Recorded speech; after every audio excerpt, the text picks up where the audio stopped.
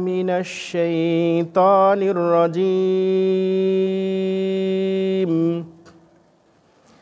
بسم الله الرحمن الرحيم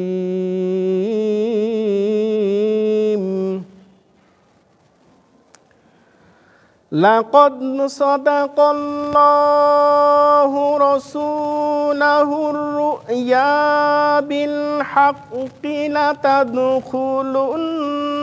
المسجد الحرام إن شاء الله آمنين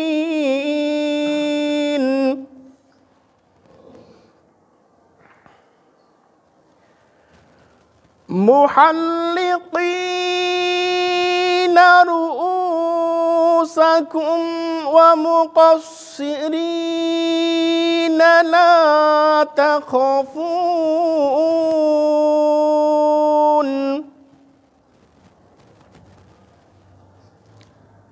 فعلم ما لم تعلموا فجعل من دون ذلك فتحا قريبا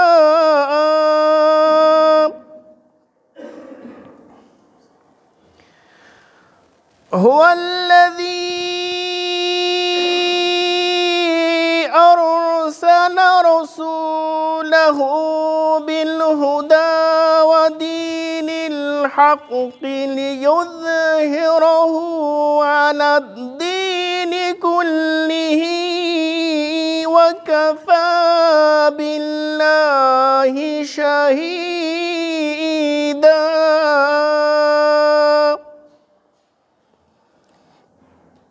নাহমাদুহু ওয়া নুসাল্লি আলা রাসূলিহিল কারীম আম্মা বাদ দিনের শুরুতে মাগরিবের সালাত অন্তে আল্লাহ রাব্বুল আলামিন আমাদেরকে পবিত্র কালামে পাক থেকে শ্রবণ করার সক্ষমতা দান করেছেন তাই সেই মহান রব্বুল আলামিনের দরবারে সবাই শুকরিয়া জ্ঞাপন করছি বলি আলহামদুলিল্লাহ অতঃপর লাখো কোটি দরুদ ও সালাম পেশ করছি নবী মুহাম্মদ সবাই বলে সাল্লাল্লাহু আলাইহি ওয়াসাল্লামের উপর ইয়া রাব্বুল আলামিন তবে কবুলে মঞ্জুর করে নাও সম্মানিত উপস্থিতি আমি আপনাদের সামনে সূরা ফাত এর ২৭ এবং ২৮ নম্বর আয়াত তেলাওয়াত করেছি এর উপরে আমি কিছু কথা বলার চেষ্টা রাখবো ইনশাআল্লাহ ওমা তৌফিকি ইল্লা বিল্লাহ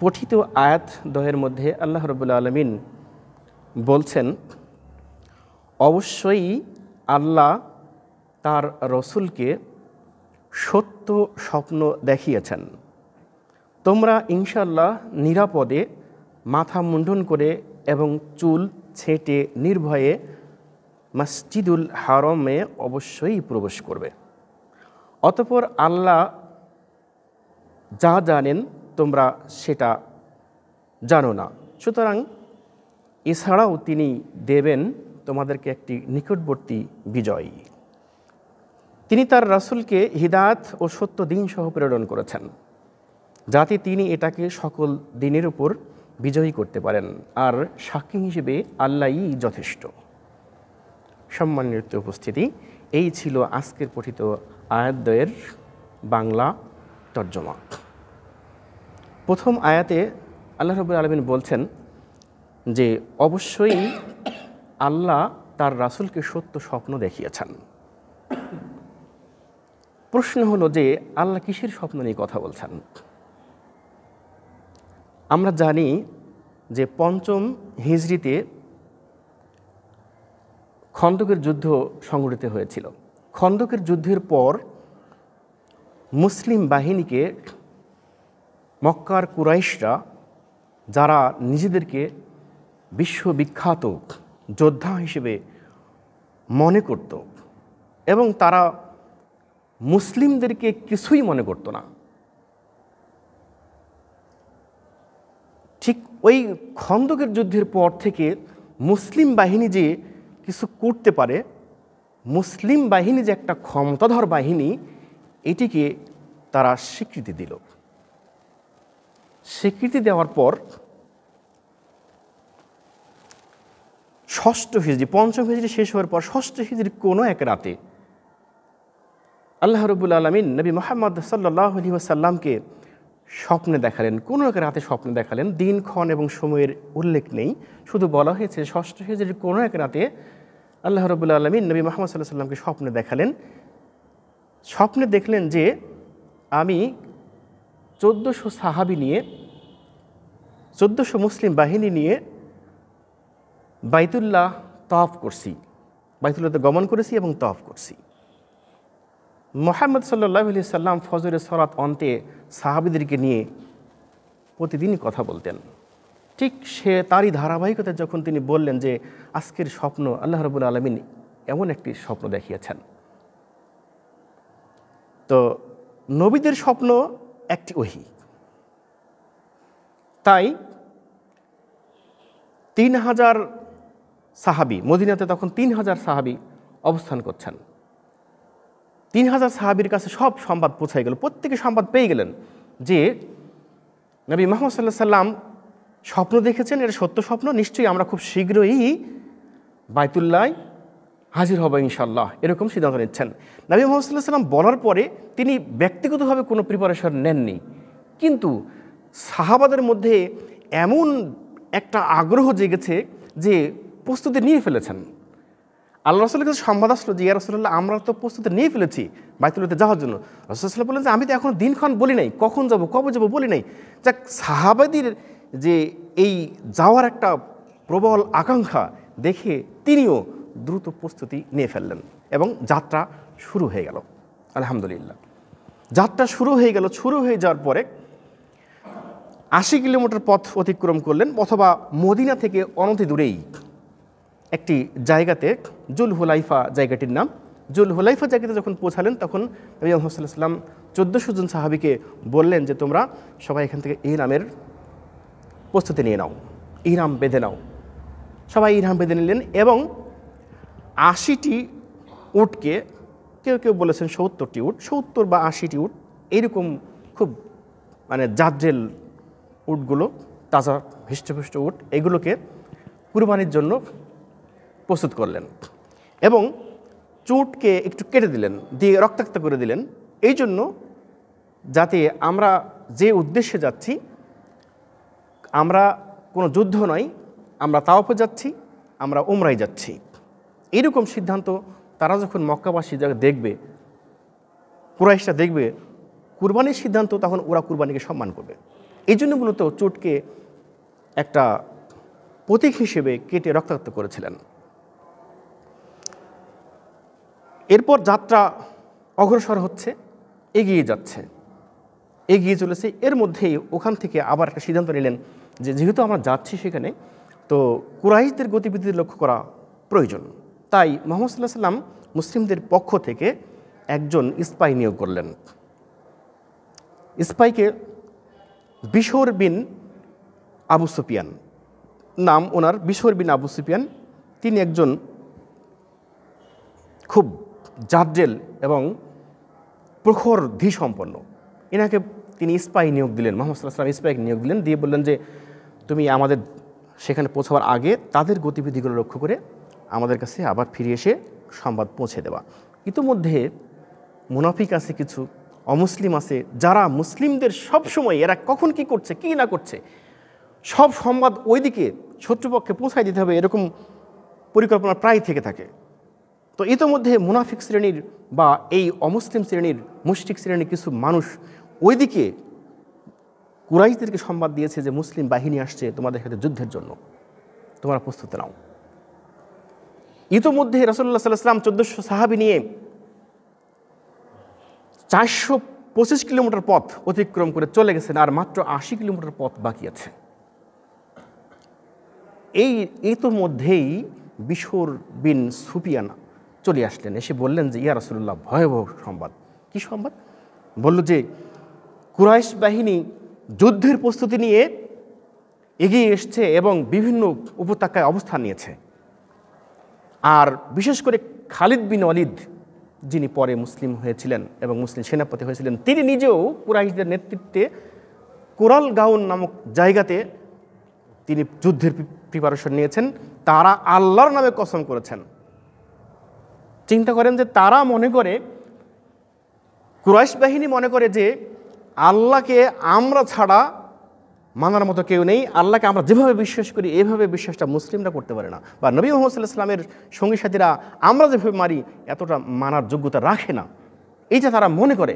তাই তারা আল্লাহর নামে শপথ করেছে যে আল্লাহর কসম, মদিনার থেকে কোনো মুসলিমকে মক্কায় প্রবেশ করতে দেব না। মুহাম্মদ সাল্লাল্লাহু আলাইহি ওয়াসাল্লাম সাহাবাদেরকে নিয়ে তারপরও এগোচ্ছেন, খবর পেয়েছেন, তারপরও এগোচ্ছেন। এগোতে এগোতে মুহাম্মদ সাল্লাল্লাহু আলাইহি ওয়াসাল্লামের উট হঠাৎ বসে পড়ল। সাহাবারা চিন্তিত হয়ে বললেন যে উট বসে পড়ল। কেউ কেউ বললেন যে উট বসে পড়ার কারণটা কি? মুহাম্মদ সাল্লাল্লাহু আলাইহি ওয়াসাল্লাম বললেন যে চিন্তার কোনো কারণ নেই। যেই আল্লাহ আবরার বাহিনীকে, উট সমত বাহিনীকে বসিয়ে দিয়েছিলেন, সেই আল্লাহই আমাদের রব, তিনি আমার উটকে বসিয়ে দিয়েছেন। সুতরাং এটা তার হুকুম, তাই উট বসে পড়েছে, চিন্তার কোনো কারণ নেই। স্থানটি হলো হুদাইবিয়া। স্থানটি হলো হুদাইবিয়া। হুদাইবিয়া মানে একটা ঝর্ণা ধারা, হুদাইবিয়া মানে কিছু কূপের জায়গা বিশেষ।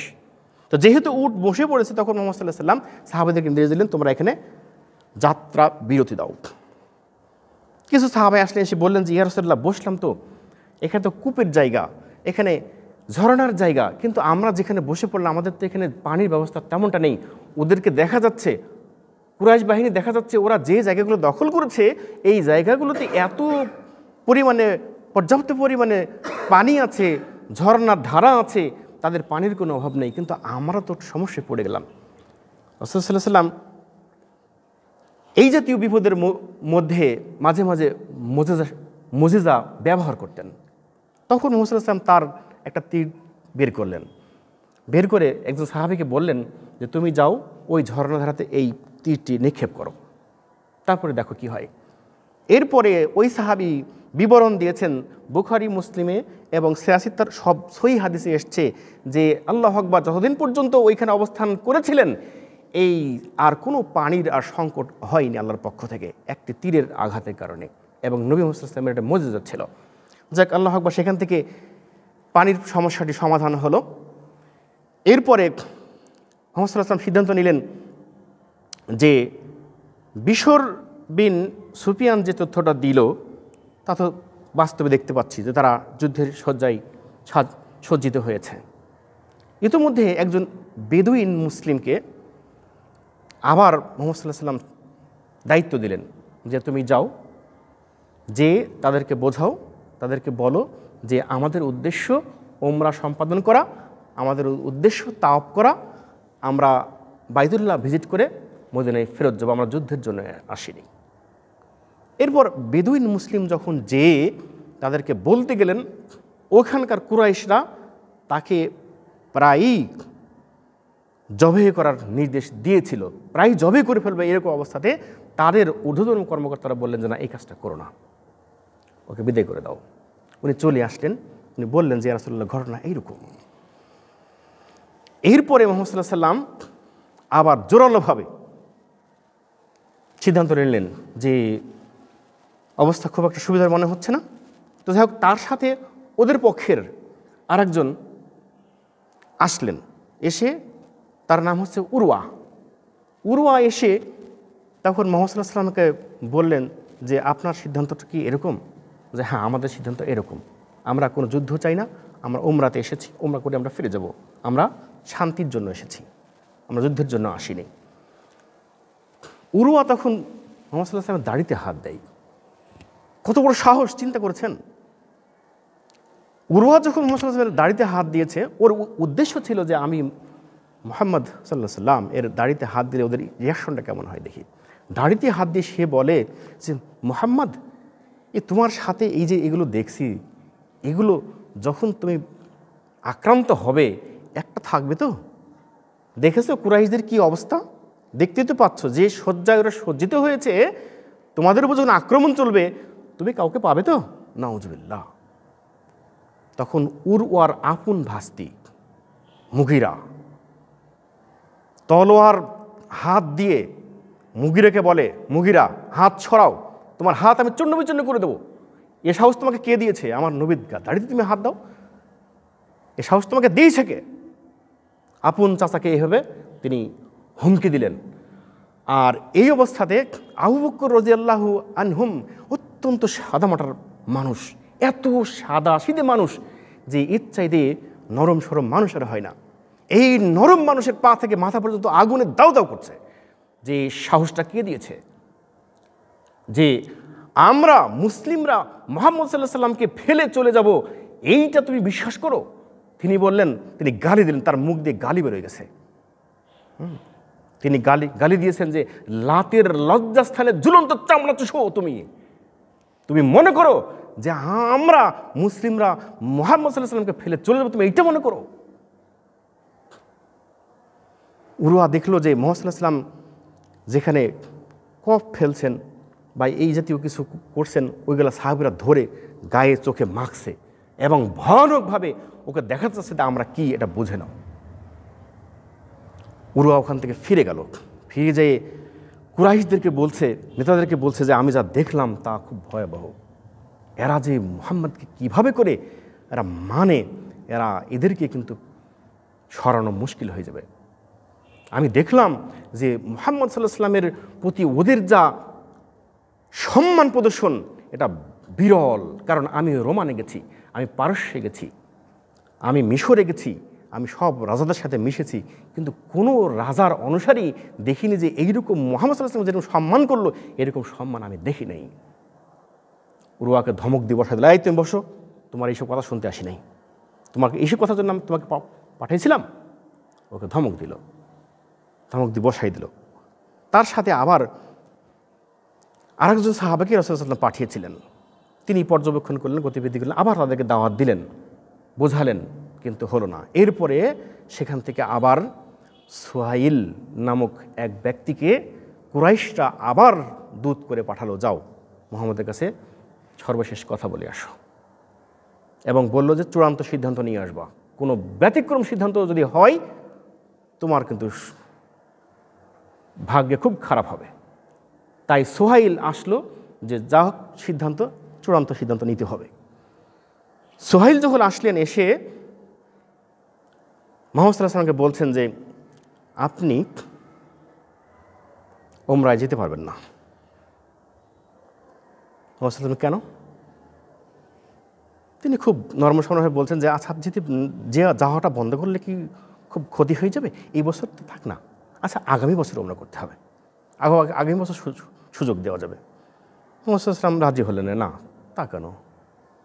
এবারে বললেন যে আচ্ছা, এটা কি এমন হতে পারে যে তারা তো বাধা দিচ্ছে, আগামী বছর উমরা করলে তো সমস্যা না, একটা চুক্তিতে আমরা আসি। তখন সুহাইল কিছু চুক্তি পেশ করে, কি প্রস্তাব দেয়, এগ্রিমেন্ট দেয় যে আমরা এই বছর অন্তত বাধা যেহেতু প্রাপ্ত হয়েছেন, আপনি অন্তত এই বছর উমরাটা করবেন না, আগামী বছর উমরা করেন। আর উমরাতে আসার সময় আপনারা যেভাবে করে অস্ত্রপাতি নিয়ে এসছেন, ইচ্ছে মতো অস্ত্র নিয়ে এসছেন, ইচ্ছে মতো তীর ধনুক নিয়ে এসছেন, এই জাতীয় করবেন না। আপনারা একটা অস্ত্র নিয়ে আসবেন, কিন্তু তার সাথে আর অন্য কোনো অস্ত্র থাকবে না, আত্মরক্ষার জন্য একটাই শুধু অস্ত্র নিয়ে আসতে পারবেন। তো মুহাম্মদ সাল্লাল্লাহু আলাইহি ওয়াসাল্লাম ভাবলেন, আচ্ছা বিষয়টা নিয়ে ভাবা যেতে পারে। চুপ থাকলে মুহাম্মদ সাল্লাল্লাহু আলাইহি ওয়াসাল্লাম, বুখারী মুসলিম মুত্তাফাকুন আলাইহিতে হাদিসগুলো সহিভাবে এসছে। হাদিসগুলো প্রথম শর্ত দিল এরকম, দ্বিতীয় শর্ত দিল যে যদি মদিনার থেকে কোনো ব্যক্তি ইসলাম গ্রহণ করে আপনার কাছে আসে, মক্কা থেকে কুরাইশদের মধ্য থেকে বা মক্কাবাসী কোনো ব্যক্তি যদি ইসলাম গ্রহণ করে মদিনাতে আপনার কাছে চলে আসে, আপনি ফেরত দিতে বাধ্য থাকবেন। মুহাম্মদ সাল্লাল্লাহু আলাইহি ওয়াসাল্লাম চুপ থাকলেন। আর পক্ষান্তরে মদিনার থেকে কোনো ব্যক্তি যদি কুরাইশদের পক্ষে চলে যায়, তাহলে আপনি ওটা ফেরত পাবেন না। আচ্ছা, মুহাম্মদ সাল্লাল্লাহু আলাইহি ওয়াসাল্লাম মেনে নিলেন। এবার তৃতীয় শর্ত দিল যে আগামী 10 বছর কোনো যুদ্ধ হবে না। মুহাম্মদ সাল্লাল্লাহু আলাইহি ওয়াসাল্লাম খুব মানে হঠাৎ করে খুব আনন্দিত হয়ে গেলেন। যখনই বলেছে 10 বছর যুদ্ধ হবে না, তখনই মুহাম্মদ সাল্লাল্লাহু আলাইহি ওয়াসাল্লাম এতই খুশি হয়ে গেলেন যে চুক্তি তো করা যায়, এটা ভালো চুক্তি। চুক্তির মধ্যে কি আছে না আছে মুহাম্মদ সাল্লাল্লাহু আলাইহি ওয়াসাল্লাম এটা তো বুঝতে পারছেন যে এটা স্বাভাবিকভাবে অন্য কেউ বোঝার অত বড় জ্ঞান রাখেন না, যেটা মুহাম্মদ সাল্লাল্লাহু আলাইহি ওয়াসাল্লাম বুঝতে পেরেছেন। চুক্তিতে মুহাম্মদ সাল্লাল্লাহু আলাইহি ওয়াসাল্লাম বললেন যে চুক্তি করা যেতে পারে। তিনি রাজি হলেন, চুক্তি হবে। ঠিক আছে, চুক্তি হবে, চুক্তি লেখা হোক। তাই মুহাম্মদ সাল্লাল্লাহু বললেন যে আলী চুক্তি লেখো। চুক্তি লেখা শুরু হলো। চুক্তির প্রথমে লেখা হলো বিসমিল্লাহির রহমানির রহিম। সোহেল বলল আমি বিসমিল্লাহির রহমানির রহিম বুঝি না। কেন? রহমানকে আমি চিনি না, আমি রহমানকে চিনি না, আমি আল্লাহকে চিনি। আমি আল্লাহর নামে শপথ করি, আমি আল্লাহর নামে চলি, সেই আল্লাহর নামে আমি আমার জীবন কুরবানি করতে চাই, কিন্তু আমি রহমানের নামে নই। তো বললেন যে এখানে হবে বিসমিকা আল্লাহুম্মা। মুহাম্মদ ঠিক আছে, বিসমিকা আল্লাহুম্মা লেখো। লেখা হলো বিসমিকা আল্লাহুম্মা। এবার লেখা হয়েছে যে লা ইলাহা ইল্লাল্লাহ মুহাম্মাদুর রাসূলুল্লাহ। এটা কোরআন শরীফের আয়াত একটা ছিল, সেখান থেকে মুহাম্মাদুর রাসূলুল্লাহ অংশটুকু লেখা হয়েছে। এটা সোহেল মানতে রাজি না, না এটা আমি মানতে রাজি না। মুহাম্মাদুর রাসূলুল্লাহ নেই তো আমাদের সমস্যা, এই জন্যই তো সমস্যা। আজকের যত সমস্যা মক্কাতে মদিনাতে সারা পৃথিবীতে ছড়ে যাচ্ছে, এটা নিয়ে তো সমস্যা। ওটা কেটে দিতে হবে। তাহলে কি লিখতে হবে? মুহাম্মদ বিন আবদুল্লাহ লিখতে হবে। মুহাম্মদ সাল্লাল্লাহু আলাইহি ওয়াসাল্লাম বললেন যে আমি মুহাম্মদ বিন আবদুল্লাহ এবং আমি মুহাম্মাদুর রাসূলুল্লাহ, তুমি মানো বা না মানো, ঠিক আছে ওটা কেটে দাও। আলীকে বললেন এটা কেটে দাও। আলী বললেন যে আল্লাহর কসম আমি এটা কাটতে পারবো না। মুহাম্মদ সাল্লাল্লাহু আলাইহি ওয়াসাল্লাম বললেন যে আমাকে দেখাও তো কোথায় ওটা, কোন জায়গাটা। দেখাই দিলেন। মুহাম্মদ সাল্লাল্লাহু আলাইহি ওয়াসাল্লাম নিজের হাতে কেটে দিলেন। যাক, বাঘ বিতণ্ডার মধ্যে চুক্তি লেখা চলছে।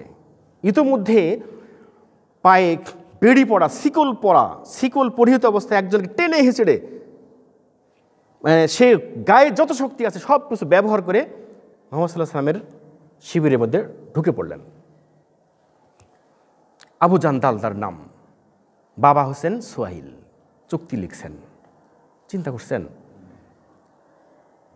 বাবা চুক্তি লিখছেন আর সন্তান ইসলাম গ্রহণ করে তিনি মুহাম্মদ সাল্লাল্লাহু আলাইহি ওয়াসাল্লামের দলে চলে আসছেন। পায়ে বেড়ি পড়া, শিকল সহ টেনে নিয়ে চলে আসছেন। সোহাইল বলল মুহাম্মদ এটাকে ফেরত দিতে হবে। মুহাম্মদ সাল্লাল্লাহু আলাইহি ওয়াসাল্লাম বলছেন জি, তিনি চিৎকার দিয়ে বলছেন যে আমি ইসলাম ধর্ম গ্রহণ করেছি, আমি আল্লাহকে মেনে নিয়েছি, আমি আল্লাহর কাছে আত্মসমর্পণ করেছি। ইয়া রাসূলুল্লাহ আমাকে এখান থেকে আপনি যাওয়ার অনুমতি দেবেন না। সোহাইল বলে যে না, তাকে ফেরত দিতে হবে। মুহাম্মদ সাল্লাল্লাহু আলাইহি ওয়াসাল্লাম বললেন যে সোহাইল অন্তত আমার খাতিরে, চুক্তি তো লেখা চলছে, লেখা তো শেষ হয় নাই, অন্তত আমার খাতিরে তুমি তাকে ছেড়ে দাও, আমার মধ্যে চলে আসছে, তারপরে তো চুক্তি স্বাক্ষরিত হবে।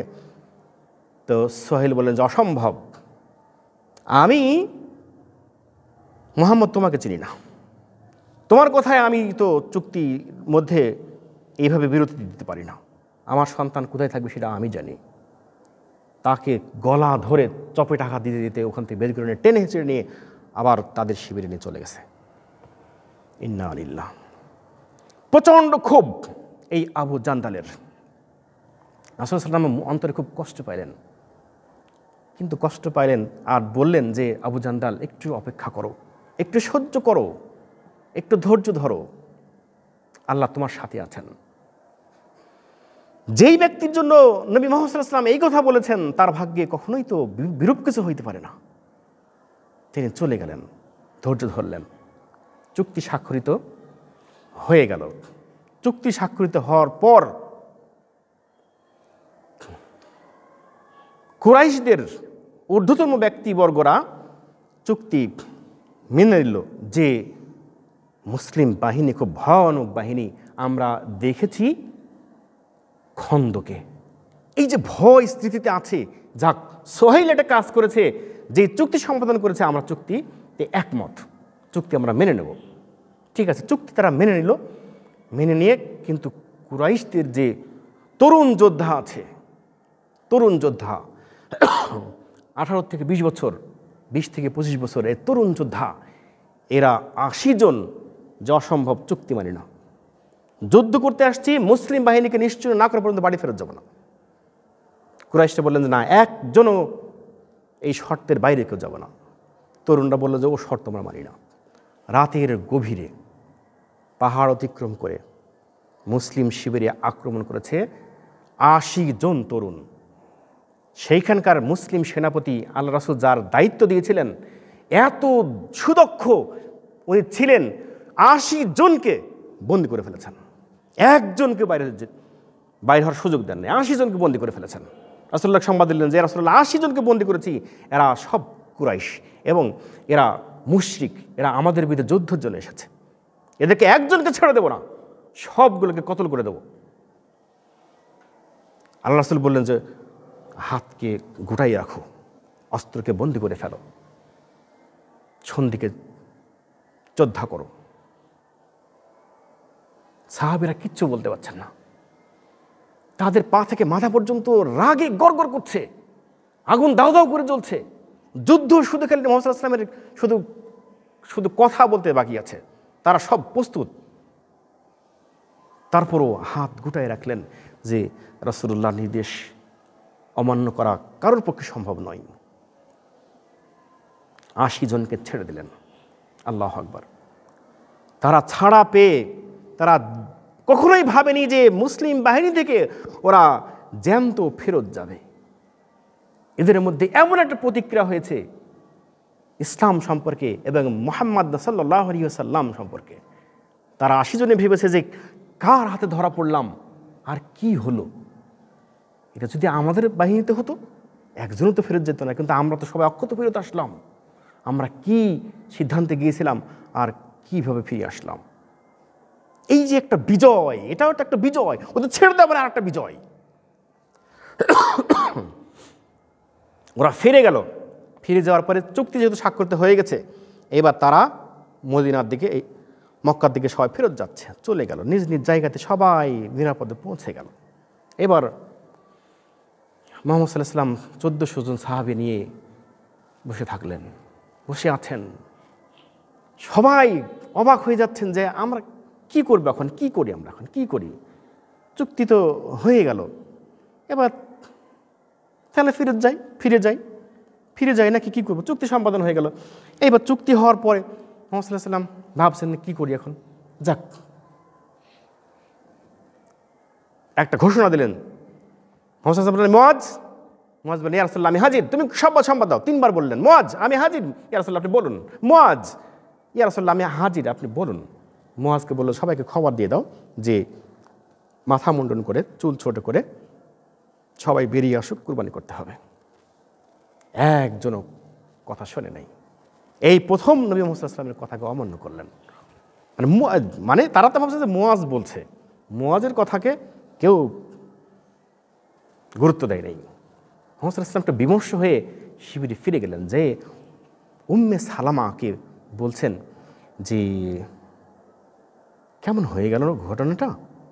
মুহাম্মদ সাল্লাল্লাহু আলাইহি ওয়াসাল্লাম বিমর্ষ দেখে মা উম্মে সালামা বলছেন ইয়া রাসূলুল্লাহ একটা সহজ কাজ করে ফেলেন না। তো মুহাম্মদ হ্যাঁ কী করবো, আপনি চুল ছোটো করে ফেলেন, আপনি একটা নাপিত ডেকে আপনি চুল ছোটো করেন অথবা মাথা নাড়া করেন, যেভাবে করে আপনি আপনার নিকটতম সাহাবীদেরকে নিয়ে আপনি আপনার কুরবানিটা জবাই করে ফেলেন, তারপরে দেখেন কি হয়।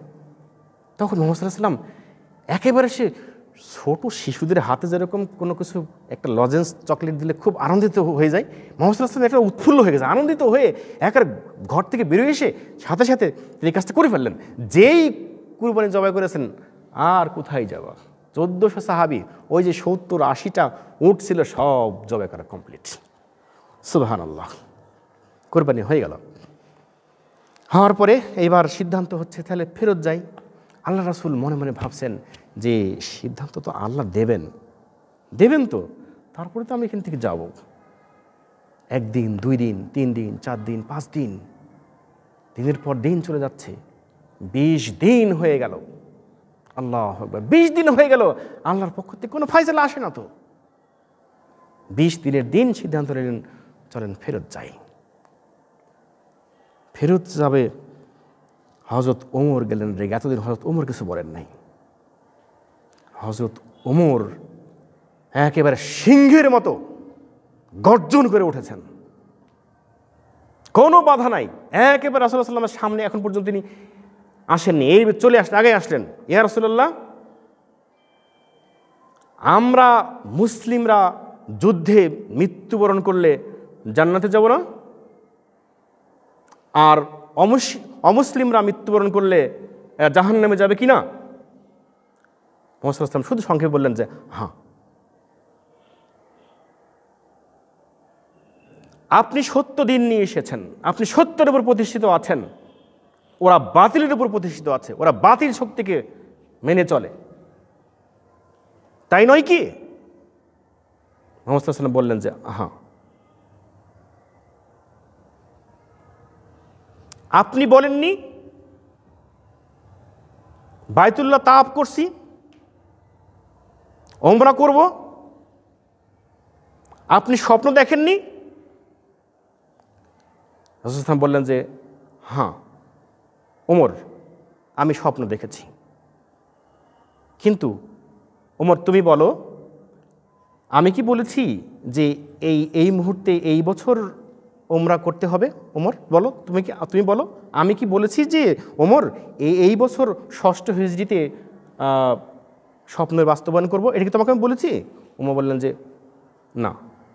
তাহলে ওমর, তুমি বিশ্বাস রাখো আল্লাহর ওপর, যেই রবের হাতে আমার প্রাণ, তার কসম করে বলছি, তুমি বাইতুল্লাহ ভ্রমণ করবে, ওমরা করবে, স্বপ্ন বাস্তবায়ন হবে।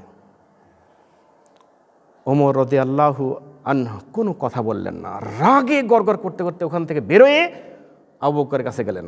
আবু বকরের কাছে যাই একই কথা যেটা রাসূল সাল্লাল্লাহু আলাইহি ওয়াসাল্লাম বললেন, সেই একই কথা তিনি আবু বকর রাদিয়াল্লাহু আনহুকে বললেন। আবু বকর বলছেন আল্লাহু আকবার, একই বুদ্ধি। মুহাম্মদ সাল্লাল্লাহু আলাইহি ওয়াসাল্লাম যেইভাবে উত্তর দিলেন, আবু বকর সেইভাবেই বিনম্র ভাষায় উত্তর দিচ্ছেন আর বোঝাচ্ছেন যে ওমর, তুমি কি মনে করো? আল্লাহ রাসূল সত্য দিন নিয়ে এসেছেন, আল্লাহ রাসূল মুহাম্মদুর রাসূলুল্লাহ, তিনার সিদ্ধান্তের বাইরে কোনো কিছু করা যায়? এটাকে তুমি কি বুঝছো? তুমি উল্টো বুঝছো কেন? সন্ধি করেছেন, আল্লাহর কোনো ইশারা না থাকলে কি সন্ধি কি হয়? আর তুমি যে প্রশ্ন করছো, এই প্রশ্ন সম্পর্কে তুমি কি নিজে ভেবেছো? তুমি যেই প্রশ্ন করেছো, তুমি কি উদ্ধত সাহস তুমি দেখিয়েছো, তুমি এটা নিজে কি তুমি ভেবেছো? ওমর, চুপ করে যাও, আল্লাহর উপর ভরসা রাখো। তুমি এত অস্থির হচ্ছ কেন? ফায়সালা তো আল্লাহ দেবেন, তুমি তো ব্যস্ত হচ্ছ কেন? ওমর চুপ মেরে গেলেন, চুপ মেরে আছেন। এদিকে 20 দিন অতিবাহিত হয়ে গেল।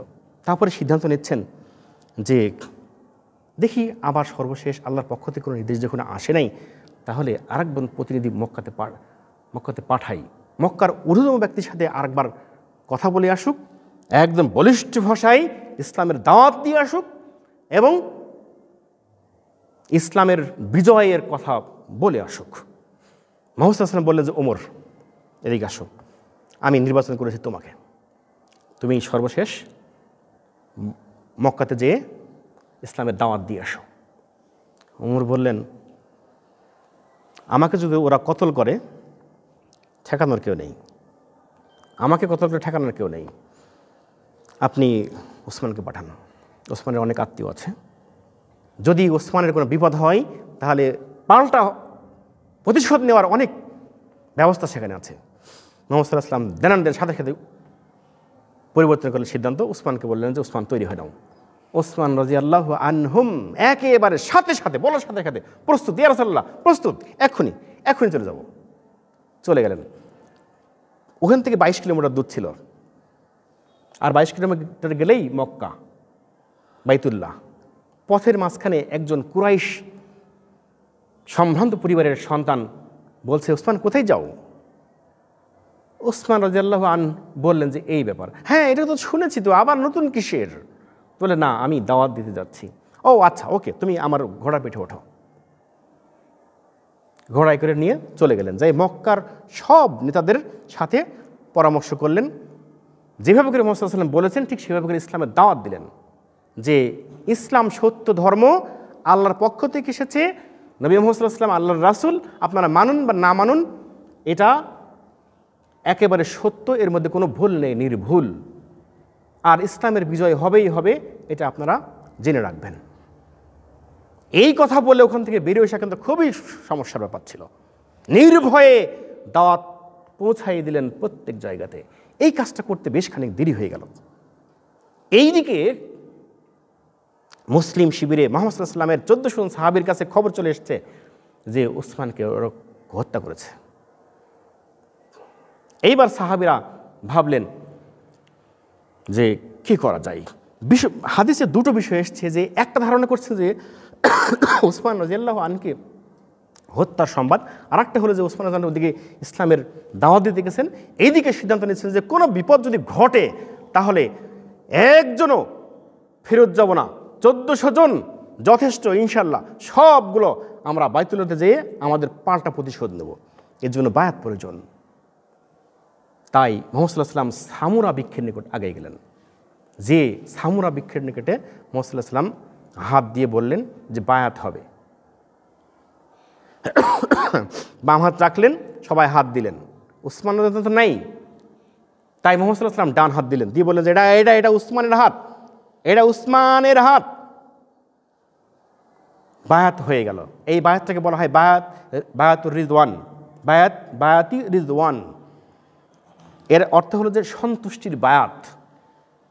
মানে এই বায়াতটা যে এত তাৎপর্যপূর্ণ ছিল, এই বায়াতটা আল্লাহ সব দেখেছেন। তো আল্লাহ দেখছেন, আল্লাহই নাম দিয়েছেন। মানে আল্লাহ এই কাজটা দেখে এতই খুশি হয়ে গেছেন যে এটাকে বায়াতুর রিজওয়ান বলে ঘোষণা দেওয়া হয়েছে। বায়াত হয়ে গেল। এই বায়াতের পরপরেই বায়াতের সিদ্ধান্ত হলো যে মৃত্যুই কেবল আমাদেরকে এখান থেকে সরাতে পারে। যদি কোনো বিপদ আসে, আমরা কেউ মুহাম্মদ সাল্লাল্লাহু আলাইহি ওয়াসাল্লাম থেকে বিচ্ছিন্ন হব না, কেবলমাত্র শহীদই আমাদেরকে এখান থেকে বিচ্ছিন্ন করতে পারে। বায়াত সম্পন্ন হলো যে আমরা একে অন্যের এমনভাবে এক হয়ে গেলাম, মানে যেমন পাথরের সাথে আরও কিছু পদার্থ সিমেন্ট ইটের সাথে যেমন বাধাই করলে সিমেন্টেড হয়ে যায়, একটা দেওয়াল শক্ত তৈরি হয়ে যায়, ঠিক এই বায়াতটা এমন একটা কনক্রিট লাইক তৈরি হলো যে এখান থেকে কোনো মুসলিমের অন্তর থেকে কোনো রকম সন্দেহ প্রশ্ন করার কোনো সুযোগ নেই। এবং এই 1400 জনকে মুত্তাফাকুন আলাইহির প্রত্যেকটা হাদিসেই এসছে যে 1400 জনকেই আল্লাহ রাব্বুল আলামিন জান্নাতি হিসেবে ঘোষণা দিয়েছেন। যাক, এইবার উসমান রাদিয়াল্লাহু আনহু ফিরে আসলেন। এরপর আল্লাহ রাসূল বললেন, চলো আমাদের যাত্রা মদিনার দিকে ফিরে যাই। মন কারো চাই না যে মদিনাতে ফিরে যাই, ওমরা করতে এসেছি, ফিরে যাব, রাসূলুল্লাহর নির্দেশ। মুহাম্মদ সাল্লাল্লাহু আলাইহি ওয়াসাল্লামও অন্তরে যে ব্যথা কম নেই তা না, আল্লাহর ফয়সালা এখনও আসে না। 20 দিন অপেক্ষা করছেন যে অন্তরে যে আল্লাহর ফয়সালা আসবে, তারপরে গিয়ে ইসলাম ত্যাগ করব। আল্লাহ যদি বলেন যুদ্ধ, ফিরে যাব। কিন্তু যাক, মুহাম্মদ সাল্লাল্লাহু আলাইহি ওয়াসাল্লাম সিদ্ধান্ত নিলেন, চলো ফিরে যাই। অন্তরে ব্যথায় ভরা, প্রচণ্ড ব্যথা, প্রচণ্ড হার্ট পেইন নিয়ে মুহাম্মদ সাল্লাল্লাহু আলাইহি ওয়াসাল্লাম সাহাবাদেরকে নিয়ে ফিরে যাচ্ছেন। আল্লাহু আকবার। 22 কিলোমিটার পথ এসেছেন, ফিরে এসেছেন। স্থানের নাম হচ্ছে কোরাল গাউন। আল্লাহ আর এই দৃশ্য দেখতে পারেন নাই, জিবরাইল আলাইহিস সালামকে পাঠিয়ে দিয়েছেন। জিবরাইল আলাইহিস সালাম এসে বললেন, কি বললেন? সূরা এই ফাত এর প্রথম কয়েকটা আয়াত এবং পুরো সূরাটাই মূলত এই কোরাল গাউন এই স্থানে যখন পৌঁছালেন, তখন জিবরাইল আলাইহিস সালাম নিয়ে চলে আসেন এবং বললেন যে ইন্না ফাতাহনা লাকা ফাতহাম মুবিনা। আল্লাহ বললেন যে নিশ্চয়ই আমি আপনাকে প্রকাশ্য বিজয় দিলাম। এখানকার 3টা আয়াত আসলো। এরপরে আয়াত যখন আরও ধারাবাহিকভাবে চলে আসছে, তখন আয়াতে শেষ এসে আজকের যে আমি আয়াতটা পাঠ করেছি, সেখানে আল্লাহ কি বলছেন? লাকাদ সাদাকাল্লাহু রাসূলাহুর রুইয়া বিল হাক্কি। জিবরাইল আলাইহিস সালাম বললেন, দেখাই দিলেন যে আল্লাহ আপনাকে স্বপ্ন দেখিয়েছেন সত্য সত্য স্বপ্ন দেখিয়েছেন, সত্য স্বপ্ন দেখিয়েছেন।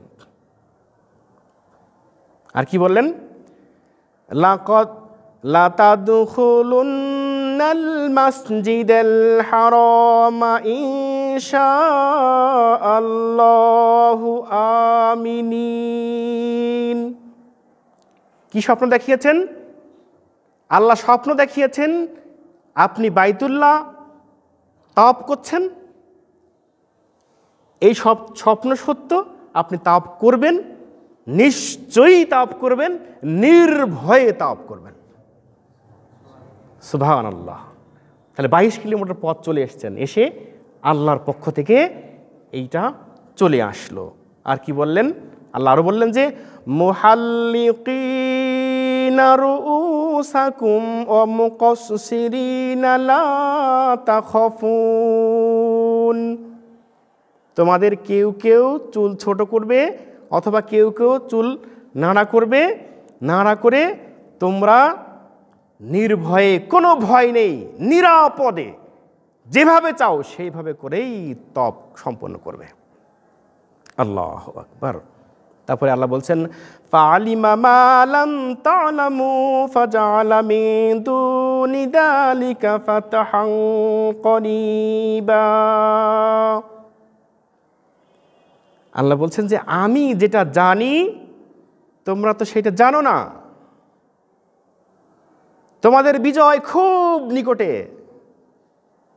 আল্লাহু আকবার। এই আয়াত পেয়ে মুহাম্মদ সাল্লাল্লাহু আলাইহি সাল্লাম একজন সাহাবীকে দিয়ে উমরের কাছে পাঠিয়ে দিলেন। উমর আয়াত শুনে দৌড় দিয়েছেন, রাসূলুল্লাহ সামনে এসেছেন, এসে ইয়া রাসূলুল্লাহ এটা বিজয়? রাসূলুল্লাহ সাল্লাল্লাহু আলাইহি ওয়াসাল্লাম বললেন হ্যাঁ উমর এটা বিজয়ী। উমর আর একটা কথা বলেন নাই, একটাও কথা না বলে ফিরে আসতেন যে বিজয়, এটা বিজয়ী। তিনি ভাবছেন যে হাই আমি কি করলাম, আমি কি সর্বনাশটাই করলাম। মানে নিজেকে তিনি ক্ষমা করতে পারছেন না যে আমি এতই বোকা হয়ে গেলাম। সহিহ হাদিসে এসছে যে হযরত ওমর রাদিয়াল্লাহু আনহুম শাসক হয়েছেন, সারা পৃথিবীর, অর্ধ পৃথিবীকে তিনি শাসন করেছেন, কিন্তু একদিনও নিজেকে ক্ষমা করতে পারেননি। তিনি বলেছেন যে আমি শুধু বেশি বেশি করে আল্লাহর ইবাদত বন্দেগী করেছি, এজন্য যে এই বিষয়টাকে বুঝিনি আল্লাহর ইবাদত বন্দেগীতে যে বেশি বেশি ইবাদত বন্দেগীর কারণে যাতে আমার ওই কথাবার্তার ভয়গুলো যাতে আমার আল্লাহ যেন আমাকে কেটে দেয়। তিনি খালি বারবার আফসোস করেছেন হাই আবু বকর বুঝলো, আমি বুঝলাম না। অন্য সাহাবার কথা আমি বাদই দিলাম, অন্য সাহাবারা তো আমার মতো কেউ আচরণ করে নেই, আমি কেন এই আচরণ করলাম? আসলে আচরণটা তার আমরা যেটা বলতে পারি যে আসলে তিনি কি এরকম, তিনি যেরকম রাগী মানুষ, তার যেরকম মেজাজ, তিনি চান যে আল্লাহ রাসূল যা চাইছেন তাই। আপনি নবী, আপনি রাসূল, আপনি যা বলবেন সেটাই হবে, সেটাই করব, কেন এর বাইরে কেন করব? কেউ কোনো সাহাবী কথা বলতে পারছে না, বলবে না, আল্লাহ রাসূলের সামনে কথা বলার সাহস রাখে না, কারণ কখন কোন কথা কোন দিকে যায় আল্লাহ রাগ করে বসবেন। যার কারণে কথা বলার সাহস কেউ রাখেনি। কিন্তু হযরত ওমর তো ব্যতিক্রম ধরে মানুষ। আল্লাহ রাসূল বলছেন যে আমি দেখেছি, সাহাবাদেরকে বলছেন যে আমি দেখেছি ওমর যেদিকে যাই তোমরা তো দেখো না, আমি দেখি যে শয়তানগুলো দৌড় দিয়ে পালাচ্ছে। আমি ভাবি কিরে শয়তানগুলো দৌড় দিয়ে পালাচ্ছে কেন, তাকাই দেখি ওমর যাচ্ছে। তখন ভাবতাম যে ওমরকে দেখে শয়তানে এত ভয় পায়, আল্লাহু আকবার। সেই ওমর যুদ্ধ না করে চলে যাবে, কাফেরদেরকে জাহান্নামে না দিয়ে চলে যাবে, এইটা তো সে চায় না। যার কারণে হয়তো এই কাজটা করেছেন, কিন্তু তিনি নিজেকে ক্ষমা করতে পারছেন না যে আমি কেন এই কাজটা করলাম, আমি বুঝলাম না কেন, নিজেকে ক্ষমা করতে পারেন নাই কখনো। আফসোস করেছেন, শুধু আফসোস করেছেন, আবু বকর বুঝলাম, আমি বুঝলাম না। এরপরে ওই যে মুহাম্মাদুর রাসূলুল্লাহ এটা কেটে দাও, হযরত আলী বলে যে না আমি কাটতে পারবো না, কোনো কথাকে আমি অমান্য করি না আপনার, কিন্তু আমি এই কথাটাকে আপনি মানতে পারবো না, কাটেন নাই। এবং হযরত ওমরও ওই দিন এই কথাই বলেছিল যে আপনি সত্য রাসূল, আপনি সত্য নবী, তাহলে কেন আপনার সিদ্ধান্ত বাস্তবায়ন না করে চলে যাব? সেটাই আল্লাহ রাসূল আবার 28 নম্বর আয়াতে বলে দিয়েছেন যে হুয়াল্লাযী আরসালা রাসূলাহু বিল হুদা ওয়া দীনিল হাক্কি লিইয়ুযহিরাহু আলাদ-দীনি কুল্লিহি ওয়া কাফা বিল্লাহি শাহীদা। আল্লাহ আরও ঘোষণা দিয়ে দিলেন যে তিনি তার রাসূলকে হিদায়াত দিয়ে সত্য দ্বীন সহ প্রেরণ করেছেন এবং এই দ্বীনকে সকল দিনের উপরে বিজয়ী করবেন, আল্লাহ করবেন। এর জন্য কোনো সাক্ষীর প্রয়োজন নাই। ওয়া কাফা বিল্লাহি শাহীদা, এর জন্য সাক্ষী আল্লাহ, আমি একাই যথেষ্ট, আর কারো সাক্ষীর প্রয়োজন নেই। আল্লাহ সাক্ষী দিচ্ছেন যে আমি যেই ধর্ম দিয়ে, যেই দিন দিয়ে নবীকে আমি পাঠিয়েছি সেটা বিজয় হবেই হবে। বিজয় নিয়ে ফিরে আসছেন, মদিনাতে ফিরে আসলেন। সম্মানিত উপস্থিতি, এই দুটো আয়াতের উপরে আমরা দেখতে পাই যে বিজয় কিভাবে করে এসেছে। মুহাম্মদ সাল্লাল্লাহু আলাইহি ওয়াসাল্লাম খুবই আনন্দ চিত্তে উল্লসিত হয়ে ইসলামের সমস্ত কার্যক্রম পরিচালনা করছেন। আল্লাহ বিজয় দিয়েছেন। পুরো সূরা ফাত থেকে 1 থেকে 29 নম্বর আয়াত পর্যন্ত পুরো আয়াতগুলো সবগুলোই বিজয়ে ভরা। কীরকম করে বিজয়ী ভরা? সন্ধি যেহেতু হয়েছে, মক্কা থেকে একজন আবু বাসির ইসলাম গ্রহণ করে চলে আসছে। আবু বাসির ইসলাম গ্রহণ করে মদিনাতে চলে আসছে। মুহাম্মদ সাল্লাল্লাহু আলাইহি ওয়াসাল্লামের কাছে এসে বলছেন যে ইয়া রাসূলুল্লাহ, আমি ইসলাম গ্রহণ করে চলে আসছি। এর পরপরেই মক্কা থেকে দুজন জাদ্রেল যোদ্ধা তলোয়ার নিয়ে হাজির হয়ে গেছেন যে এই আবু মুসাকে ফেরত দিতে হবে, কারণ চুক্তিতে আছে। আল্লাহ রাসূল বললেন যে হ্যাঁ, চুক্তিতে তো এটাই আছে, আবু মুসা তুমি ফেরত চলে যাও, চুক্তির ভঙ্গ করা যাবে না। আল্লাহ বলেছেন এটা আমাদের বিজয়, এই বিজয় ধরে রাখতে হবে। এই ধরে রাখার দায়িত্ব আমার এবং আমার সকল সাহাবীর। সুতরাং আবু মুসা তোমাকে ফিরে যেতে হবে। আবু মুসা যেহেতু মুহাম্মদ সাল্লাল্লাহু আলাইহি ওয়াসাল্লামের ইসলাম গ্রহণ করেছেন, ইসলাম গ্রহণ করে আবু মুসার আর সাহস হয়নি যে আমি ঠিক আছে মক্কায় ফেরত যাচ্ছি, কিন্তু আমি ইসলাম ত্যাগ করবো এটা মনে করে নিও না তোমরা। চলে যাচ্ছেন। চলে আসতে আসতে ওরা দুজন ব্যক্তি ওকে ধরে নিয়ে আসছে। পথিমধ্যে ওদের ক্ষুধা নিবৃত্তি করার জন্য, পানির পিপাসা মেটানোর জন্য একটি স্থানে বসেছে। বসলে ওরা পানি খাচ্ছে, খেজুর খাচ্ছে।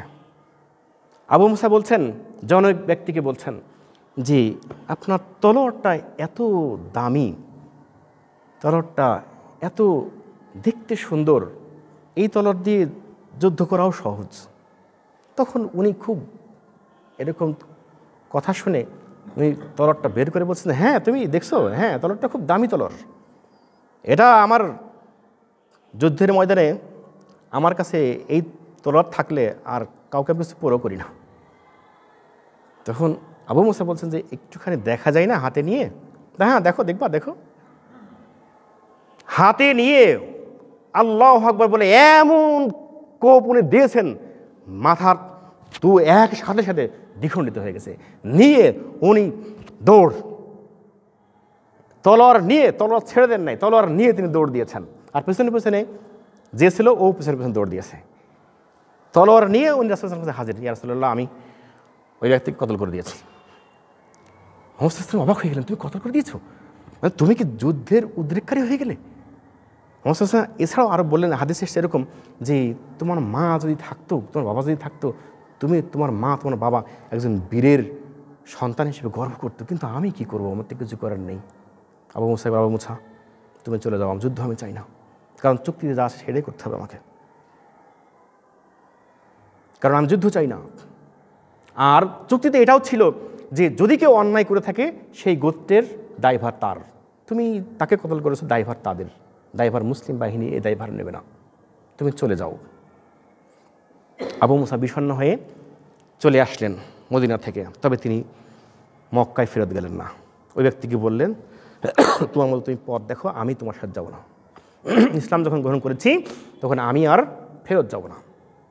তিনি ইস নামক একটা জায়গাতে সিরিয়ার পথে মদিনা এবং মক্কা থেকে মদিনা আসার পথে একটা জায়গাতে ইস নামক একটা জায়গা, সেখানে তিনি অবস্থান করলেন।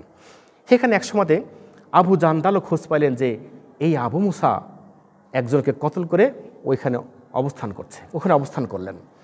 ইতিমধ্যে আল্লাহর কি ইচ্ছা, একে একে ইসলাম গ্রহণ করে, আর ওইখানে যে শেল্টার নেই, কোথাতে মদিনাতে যাওয়া যাবে না, ইসলাম গ্রহণ করে মদিনায় যাওয়া যাবে না, মদিনা থেকে আবার ফেরত আসতে হবে। তাহলে আমরা ইস্ট থেকে তো ফেরত আসতে পারছি না, কারণ ওখানে আবু মুসা আছে, আবু জান্দাল আছে। এই করতে করতে 300 জন হয়ে গেছে, 300 জন। সুবহানাল্লাহ, আল্লাহু আকবার। এই 300 জন মনে করছে যে 300 জন আমরা না যাবো মদিনায়, না যাবো মক্কায়, আমাদের তো চলতে হবে। কি করতে হবে? এরা একটা কৌশল বের করলো। কি কৌশল? যে মক্কা থেকে এই বাণিজ্যের কাফেলা মদিনাতে যাই, ধরবো, সব কেড়ে নেব, আমরা চলবো, এইভাবে চলতে লাগলো। এর মধ্যে মক্কার একটা কাফেলা মদিনাতে যাচ্ছে, ওটি মুহাম্মদ সাল্লাল্লাহু আলাইহি ওয়াসাল্লামের জামাই ধরা পড়েছে, সম্পদ সব কেড়ে নেওয়ার উপক্রম হয়েছে। মুহাম্মদ সাল্লাল্লাহু আলাইহি ওয়াসাল্লামের খবর গেল যে এই অবস্থা। মুহাম্মদ সাল্লাল্লাহু আলাইহি ওয়াসাল্লাম বললেন যে আবু মুসা আবু জান্দালকে বললো যে তোমরা এটা ছেড়ে দাও। এবার ওনাকে ছেড়ে দিলেন। মক্কার বড় বড় ব্যক্তিরা এরা চিন্তায় পড়ে গেল যে কিরে, চুক্তি করলাম এক, আর ঘটছেটা কি, এরা করছেটা কি? 300 জন এক জায়গাতে হয়ে গেল, হ্যাঁ, আর এইভাবে করে আমরা হেরে যাব। মক্কাতে যখন চুক্তি স্বাক্ষরিত হয় তখন একটা ঘটনা ঘটেছিল যে মুহাম্মদ সাল্লাল্লাহু আলাইহি ওয়াসাল্লামের সাথে বনু খোজা গোত্রটা মুহাম্মদ সাল্লাল্লাহু আলাইহি ওয়াসাল্লামের সাথে মিত্র বাহিনী হিসেবে যোগ দিয়েছিল। আর ওদের সাথে আর একটা গোত্র, সম্ভবত বনু কোরাল গোত্র, বনু বকর গোত্র মদিনার কুরাইশদের সাথে মিত্র গঠন করেছিল। এরা এই দুই গোত্র, একটা মুসলিম বাহিনীর গোত্র মিত্র বাহিনী, একটা কুরাইশদের মিত্র বাহিনী। না বনু বকর গোত্রটা এরা দেখলো যে ইসলামে তো মুসলমানের সংখ্যা বেড়েই যাচ্ছে, কি করা যায়, আর চুক্তি তো আমাদের বিপক্ষে চলে যাচ্ছে। মদিনার থেকে একদল, দুঃখিত, মক্কা থেকে একদল মদিনায় গেল যে আমরা 4 নম্বরে যে শর্তটা লিখেছিলাম সেখানে এই শর্তটা আমরা কেটে দিতে চাই। মুহাম্মদ সাল্লাল্লাহু আলাইহি ওয়াসাল্লাম বললেন, কেন কেটে দেবে কেন? মুহাম্মদ সাল্লাল্লাহু আলাইহি ওয়াসাল্লাম আর কোনো কথা বললেন না। ঠিক আছে, তোমরা বাদ দিচ্ছ, বাদ দাও। কোনটা? যে মক্কা থেকে ইসলাম গ্রহণ করে মদিনায় আসবে, ফেরত যাবে, এটা আমরা এই চুক্তিটা বাদ, এই চুক্তিটাই বাদ চলে যাবে। মুসলমানরা ঠিক আছে, নবী মুহাম্মদ সাল্লাল্লাহু আলাইহি ওয়াসাল্লাম একটা চুক্তিটা বাদ দিয়ে দিলেন। ওরা চলে আসলো। 6ষ্ঠ হিজরির ঘটনা, চলছে 7ম হিজরি, 1 বছর 7 মাস 8 মাস, 1 বছর 7 মাস 8 মাসের মধ্যে ঘটনা। এইরকম সময় অতিবাহিত হয়েছে। আর কুরাইশ বাহিনী দেখছে যে তো ঠেকানো যায় না। 7ম হিজরিতে বিশিষ্ট কুরাইশ বাহিনীর লিডার শ্রেণীর মানুষগুলো, আমাদের বাংলাদেশে যেমন যদি বলি যে মন্ত্রী টাইপের বা এমপি টাইপের মানুষগুলো, তার এক দল ত্যাগ করে আরেক দলে চলে গেছে, ওই দলের কী ক্ষমতা থাকে আর? তো ওই রকম বাহিনীর বড় বড়, যেমন খালিদ বিন ওয়ালিদ, তারপরে এই জাতীয় এরকম বড় বড় বাহিনীর লিডাররা ইসলাম গ্রহণ করে ফেলল 7ম হিজরিতে। আলহামদুলিল্লাহ, ইসলামের শক্তি বেড়ে যাচ্ছে। ইতিমধ্যে যেহেতু আল্লাহ বলেছেন বিজয়, এটা বিজয়, নিশ্চিত বিজয়, এই বিজয়ের উপরে নির্ভর করে মুহাম্মদ সাল্লাল্লাহু আলাইহি ওয়াসাল্লাম পৃথিবীর 10টি দেশের নির্ভয়ে একেবারে ব্যক্তির সাহাবীদের হাতে চিঠিতে লিখে দিয়েছেন, যে উপরে লিখেছেন মুহাম্মদুর রাসূলুল্লাহ, বিসমিল্লাহির রহমানির রহিম, তারপরে মুহাম্মদুর রাসূলুল্লাহ, তারপরে একটা সিল মোহর মেরেছেন। সিলের প্রথম লাইন ছিল মুহাম্মদ, রসুল, শেষে আল্লাহ। ব্যাপারটা বুঝেছেন? প্রথমে মুহাম্মদ, তারপরে রসুল, তারপরে আল্লাহ, সিল মোহর। তার মানে 3টা এক জায়গায় করলে মুহাম্মাদুর রাসূলুল্লাহ, কোরআন শরীফের আয়াত। এই আজকের পঠিত আয়াতের 29 নম্বর আয়াত, মুহাম্মাদুর রাসূলুল্লাহ ওয়াল্লাযীনা মাআহু আশিদ্দাউ আলাল কুফফারি রুহামাউ বাইনাহুম। আল্লাহ বলছেন এই সিলমোহর দিয়ে পৃথিবীর 10টি দেশে তিনি শাসকদের কাছে নির্ভয়ে নিশ্চিন্তে ইসলামের দাওয়াত পৌঁছে দিলেন। যেহেতু আল্লাহ বলেছেন বিজয়, এটা একটা চূড়ান্ত বিজয়, এই চিঠি পৌঁছানো একটা বিজয়। এর মধ্যে ছিল রোমান সাম্রাজ্য, পারস্য সাম্রাজ্য, তারপরে মিশরের মুকাউকাস, এরপরে ইয়ামামা, তারপরে ইয়ামেন, ওমান, এরপর দামেস্ক, এরপরে হিমওয়ারির রাজদরবারের 2 জন রাজা হিমওয়ারির। এইরকম 10টি দেশে ইসলামের দাওয়াত পৌঁছালেন, যাতে সারা বিশ্ব কভার করে নেয়। আর সেখানে আরও লেখা ছিল কি, যে ইসলাম গ্রহণ করুন, আল্লাহর কাছে আত্মসমর্পণ করুন, নিরাপদ থাকুন, জান্নাত নিশ্চিত করুন। এই 10টি দেশের মধ্যে 5টি দেশের 4টি দেশের সম্রাট অমান্য করেছিল। পারস্যর কিসরা অমান্য করেছিল, এবং অমান্য করার ফলে যেহেতু বলেছেন, আল্লাহ বলেছেন যে ফাতহুম মুবিন, প্রকাশ্য বিজয়, এই বিজয়ের বাইরে যে গেছে সে ধ্বংস হয়েছে। পারস্য সম্রাট কিসরা আল্লাহর গজবে পতিত হয়েছেন মুহাম্মদ সাল্লাল্লাহু আলাইহি ওয়াসাল্লাম চিঠিকে অবহেলা করে। দামেস্কের শাসক অবহেলা করেছিলেন, তিনি ধ্বংস হয়েছেন। ইয়ামামার শাসক, খ্রিস্টান শাসক হাউজা, তিনিও ধ্বংস হয়েছেন। আর বাকিগুলো সবাই মেনে নিয়েছিল, এই বিজয়ের পক্ষে সবাই চলে এসেছিল। যাই হোক, আমরা সূরা ফাত এর 27 নম্বর এবং 28 নম্বর আয়াতে বিজয়ের যে পিকচার, বিজয়ের যে নিশানা দেখতে পাই, তা বিশ্ব বিজয়ের পিকচার। এই বিশ্ব বিজয়ের পিকচার আল্লাহর পক্ষ থেকে মুহাম্মদ সাল্লাল্লাহু আলাইহি ওয়াসাল্লামের কাছে যখন আসলো, তখন আর বিশ্ব বিজয় হতে বাকি থাকেনি। 7ম হিজরি পার হয়ে গেল, আল্লাহু আকবার। 8ম হিজরিতে যুদ্ধের কোনো সুযোগই নেই। বড় বড় কুরাইশ বাহিনী যখন ইসলামে চলে আসছে, তখন আর কে থাকে? মক্কার আর কেউ নাই। মক্কা তখন আল্লাহ রাসূলকে ডাকছেন, ইয়া রাসূলুল্লাহ, আপনি আমার কাছে আসেন। যখন আপনি গেছেন, চোখের পানি ফেলতে লেগেছেন, এবার আপনি ফিরে আসেন। 8ম হিজরিতে আল্লাহর পক্ষ থেকে মক্কা বিজয় হয়ে গেছে বিনা যুদ্ধে। চিন্তা করেন যে আল্লাহ যখন ওই যে আসলে স্বপ্ন তো আল্লাহ দেখিয়েছেন, আল্লাহ তো স্বপ্ন দেখিয়েছেন, যে আল্লাহ যে স্বপ্ন নবীকে দেখিয়েছেন তা সত্য, আল্লাহ তার সার্টিফাইড দিচ্ছেন। আসলে আল্লাহ তো বলেন না যে এখন এই মুহূর্তে যেতে হবে। আসলে ওই মুহূর্তে যদি ওমরাটা হইতো, তাহলে ওই 360টি মূর্তি ছিল না, মূর্তি রেখে ওমরা চলবে, মুসলিমরা তাওয়াফ করবে, এইটা আল্লাহকে মেনে নেবেন? অসম্ভব, এইটা হইতে পারে না। এই মূর্তিগুলোকে মক্কা বিজয়ের পরে ভেঙে চুরমার করে সেখানে আল্লাহর একত্ববাদকে প্রতিষ্ঠা করার পর ওমরা বাস্তবায়ন হয়েছে, হজ বাস্তবায়ন হয়েছে, আলহামদুলিল্লাহ। তাহলে এই যে বিজয়ের নিশানা আল্লাহ রাব্বুল আলামিনের পক্ষ থেকে পবিত্র কোরআনের মধ্যে যেভাবে করে দিয়েছেন, এই বিজয় শুধু নবী মুহাম্মদ সাল্লাল্লাহু আলাইহি সাল্লামের ওই 6ষ্ঠ হিজরি, 7ম হিজরির, 8ম হিজরির, 10ম হিজরির বিজয় নয়।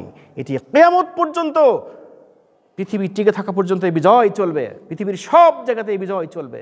1934 সালে ইসলামী বিশ্ব মুসলিম বিজয় হারিয়েছে। 1757 সালে ভারতীয় উপমহাদেশের ইসলামের বিজয় খ্রিস্টানদের হাতে চলে গেছে। তার মানে এই নয় যে মুসলিমরা আর বিজয়ের নিশানা দেখবে না। বিজয় অতি সন্নিকটে, বিজয় আসবেই আসবে ইনশাআল্লাহ। বিজয় আসার জন্য আমাদেরকে সবাইকে সচেষ্ট হতে হবে। আমরা শান্তিকামী একটি দেশের বাসিন্দা, আমরা আল্লাহ শুকরিয়া আদায় করি যে বাংলাদেশের মতো একটা শান্তিপ্রিয় দেশের নাগরিক হিসেবে আমাদেরকে আল্লাহ রাব্বুল আলামিন পাঠিয়েছেন। এই দেশ স্বাধীন হয়েছে 1971-এ। এই দেশ স্বাধীন হয়েছে কেবলমাত্র জনজ্ঞান দিয়ে নয়, ভাষা দিয়ে নয়। আমরা বাংলা ভাষাভাষী মানুষ। এই বাংলাদেশের তখন 7 কোটি মানুষ ছিল বাংলা ভাষাভাষী মানুষ, অথচ পশ্চিম বাংলায় ছিল 15 কোটি। তাহলে কেন ওই বাংলা ভাষী মানুষ কেন এই দেশের সাথে এক হয় নাই কেন? একটাই কারণ ছিল, এই বাংলাদেশের 7 কোটি মানুষ ছিল মুসলমান, আর ওই দেশের 15 কোটি বাংলা ভাষাভাষী মানুষ ছিল অমুসলিম, হিন্দুইজমে বিশ্বাসী। সুতরাং আমরা মনে করি বাংলাদেশ স্বাধীন হয়েছে আল্লাহ রাব্বুল আলামিন বাংলাদেশকে স্বাধীন করে দিয়েছেন একমাত্র ইসলামের খাতিরে। সুতরাং এই দেশে ইসলাম বাস্তবায়িত হবেই হবে ইনশাআল্লাহ। আল্লাহর বিজয় আসবেই আসবে ইনশাআল্লাহ। আমরা ইসকনকে কঠোর হাতে দমন করতে চাই। এই ইসকন, এই ভারতের দেওয়া সংবিধান অনুযায়ী চলে। এরা ইসলামকে ধ্বংস করতে চায়। এরা বাংলার জমিনকে ভারতের হাতে তুলে দিতে চাই। আমরা চাই, আল্লাহর কাছে আমরা দোয়া করি, এইটাই আমাদের অস্ত্র। আমরা আল্লাহর কাছে চেয়ে নেব, এই অস্ত্র হচ্ছে সিজদা। সিজদায় যে আল্লাহর কাছে অস্ত্র নিতে হবে, আল্লাহকে বলতে হবে, আল্লাহ আমাদের অস্ত্র তোমার কাছে সিজদা। ইসকনের কার্যক্রমকে ধ্বংস করে দাও, রয়ের কার্যক্রমকে ধ্বংস করে দাও। বাংলাদেশকে একটা বিশ্বের বুকে স্টেট অফ ইসলাম হিসেবে কবুলে মঞ্জুর করে নাও ইয়া রাব্বুল আলামিন। আমরা যারা আজকে এইখানে অল্প পরিসরে কোরআনের কথা শোনার সুযোগ পেয়েছি, ইয়া রাব্বুল আলামিন তুমি আমাদেরকে ক্ষমা করে দাও। ইয়া রাব্বুল আলামিন তামাম দুনিয়ার সমস্ত মুসলিম দেশগুলোকে, মুসলিম দেশের শাসকগুলোকে কোরআনকে সংবিধান হিসেবে বাস্তবায়ন করার ক্ষমতা প্রদান করো। ইয়া রাব্বুল আলামিন তামাম দুনিয়ার সকল অমুসলিম শাসকদেরকে পবিত্র কোরআনের কাছে আত্মসমর্পণ করার সুযোগ করে দাও। ইয়া রাব্বুল আলামিন তামাম দুনিয়ার সকল মুসলিম মুমিনাদেরকে পবিত্র কোরআন মাজিদ এবং নবী মুহাম্মদ সাল্লাল্লাহু আলাইহি সাল্লামের সহিহ সুন্নাহ মোতাবেক জীবন গঠনের সৌভাগ্য দান করো। ইয়া রাব্বুল আলামিন তামাম দুনিয়ার জমিনের উপরে এমন একজন দিলকার নাইন দাও, যিনি মুনাফিকদের নির্মিত সকল মূর্তি এবং স্থাপনা সমূহ ভেঙ্গে চুরমার করে দিয়ে সঠিক ইসলাম সম্পর্কে বিশ্ববাসীকে বুঝিয়ে দেবে। ইয়া রাব্বুল আলামিন আল্লাহুম্মা সুলমান নাসরুদ্দিন মুহাম্মদ সাল্লাল্লাহু আলাইহি ওয়াসাল্লাম ওয়াখযুল মান খাযালা দীন মুহাম্মদ সাল্লাল্লাহু আলাইহি ওয়াসাল্লাম। সুবহানা রাব্বিকা রাব্বিল ইজ্জাতি আম্মা ইয়াসিফুন ওয়া সালামুন আলাল মুরসালিন ওয়ালহামদুলিল্লাহি রাব্বিল আলামিন। সুবহানাকা আল্লাহুম্মা ওয়া বিহামদিক আশহাদু আল্লা ইলাহা ইল্লা আনতা আস্তাগফিরুকা ওয়া আতুবু ইলাইক। আসসালামু আলাইকুম ওয়া রাহমাতুল্লাহ।